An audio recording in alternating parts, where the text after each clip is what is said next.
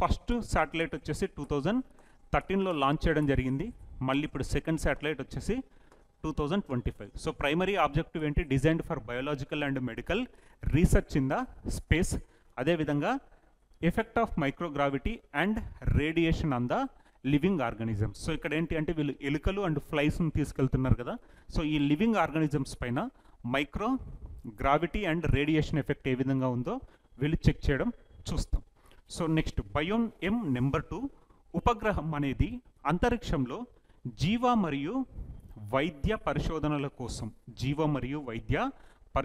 కోసం రూపొందించబడిన Russian bio satellite.